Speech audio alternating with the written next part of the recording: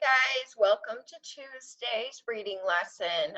Before we start the reading lesson, I just wanted to go through some other things for today. I wanted to go to today's slides. Oh, those aren't today's.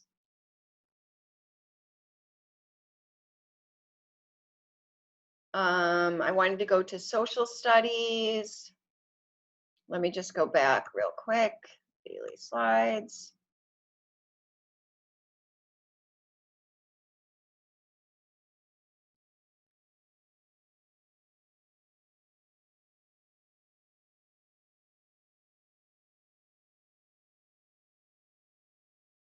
So I just want to show you really quick on our social studies slide, just so you know what's going on.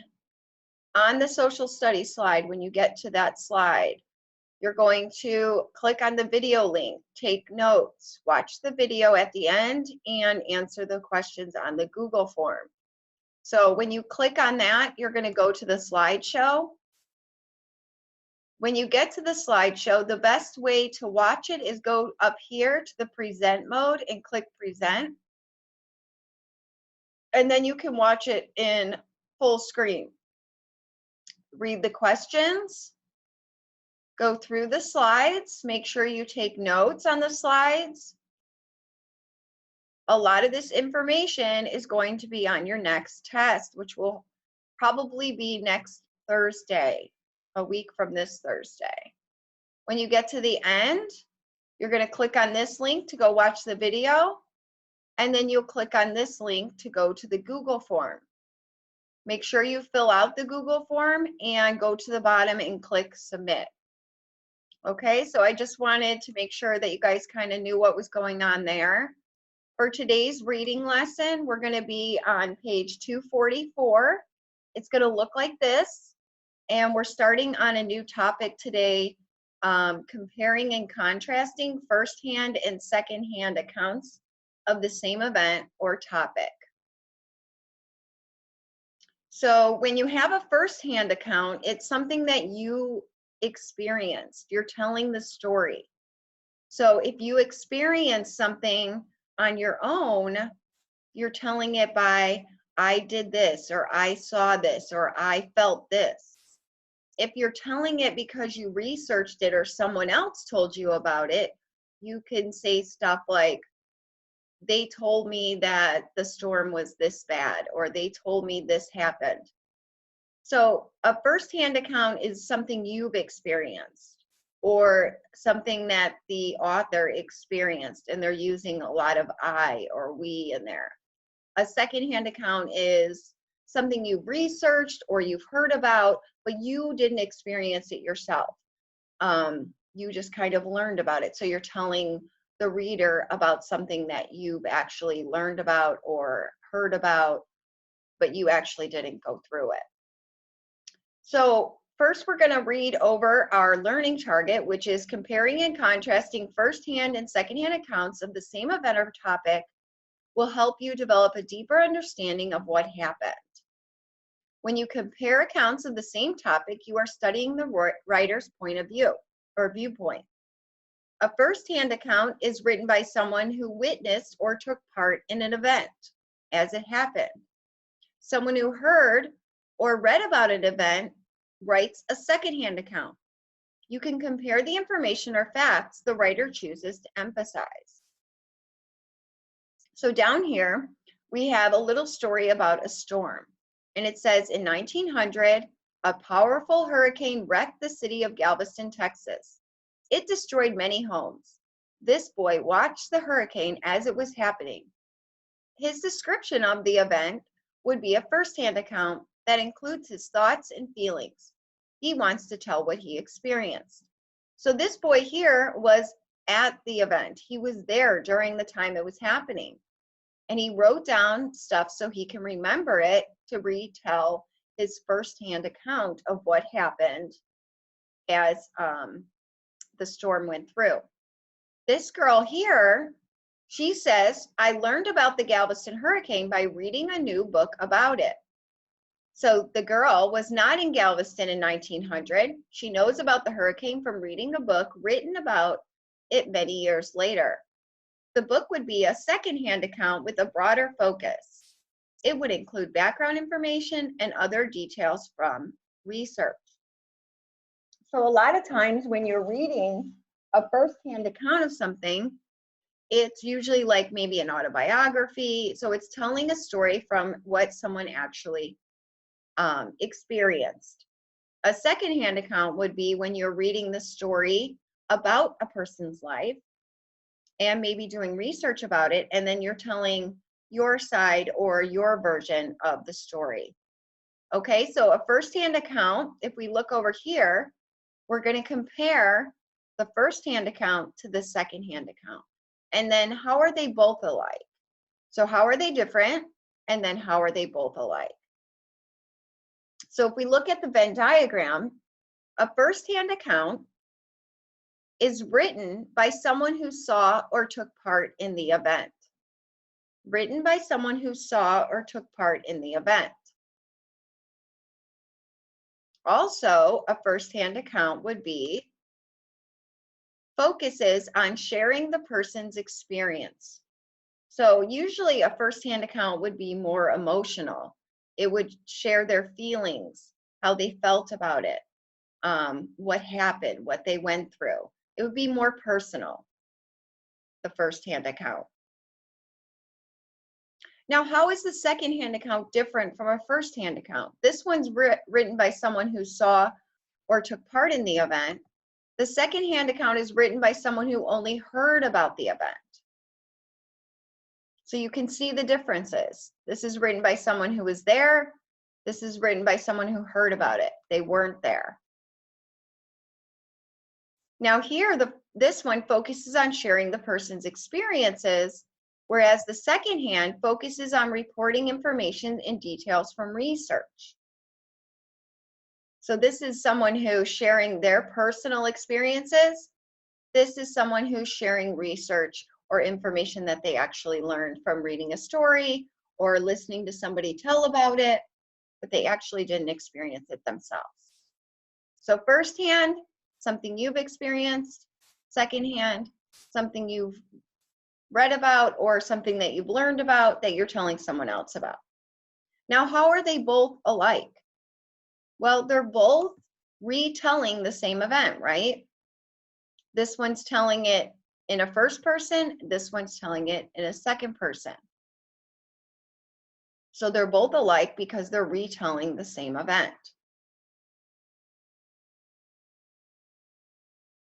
If you need a few minutes to pause this so you can finish writing it all down, go ahead and do that.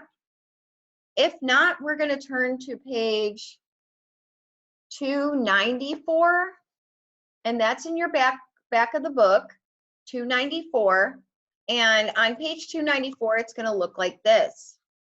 So over the past couple weeks, we've been talking about context clues and how we can use clues around a word that we're confused about, or maybe we need to know what the definition is or what the meaning of the word is in the story. Sometimes words mean something different.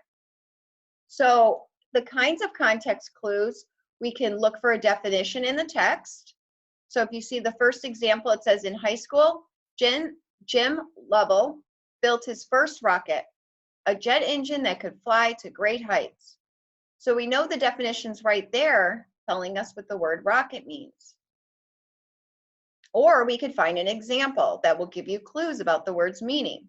Lovell's first attempt was a failure. His rocket flew into the air but then exploded and crashed. So we know that it didn't make it, right? It exploded and it crashed. So they're giving you an example of what happened, what the word failure would mean. And then the last one is a restatement. So a restatement is when they kind of restate what happens to give you a clue to what the word means. So it says a rocket pushed upward by materials that are combustible. These materials burn and release gases. So we know combustible are materials that burn and release gases.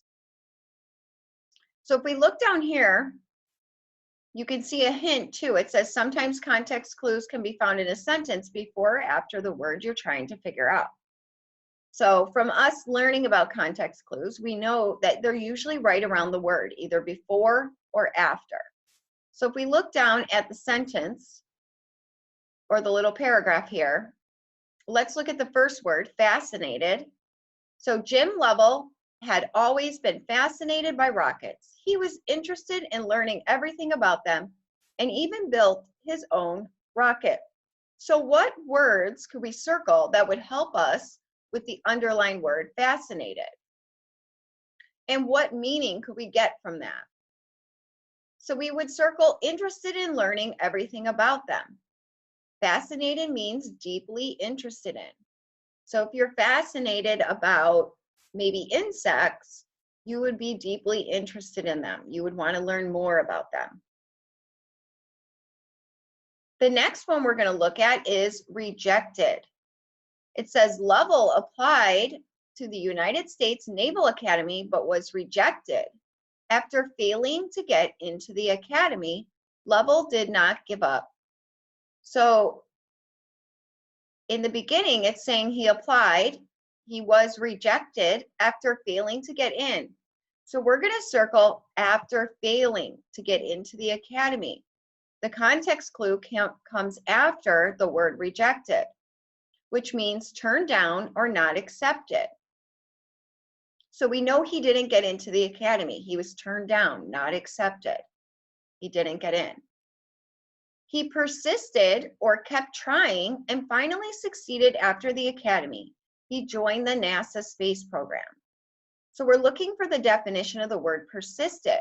And you can see right after, it gives you a comma or kept trying. It's giving you the definition right after the word. So we circle or kept trying and we write kept trying, persisted. That means when you keep trying to do something. So like when you were little and you were trying to learn how to tie your shoes, you were probably persistent. You kept trying until you got it all on your own. So let's look over at the next page, 495. In 495, we're going to use the context clues to figure out the meaning of command, explosion, and capable. So the first one says, NASA chose Lovell to command the Apollo 13 space mission. Lovell was in charge of 2 men and making all the final decisions. After they were in space for a little more than 2 days, Lovell and his crew ran into trouble. One of the oxygen tanks blew up. The explosion caused a leak in another tank, and now there wouldn't be enough oxygen for the moon landing. Lovell and his crew had to return to Earth. Their safe return was due to Lovell's capable leadership. So what does the word command mean?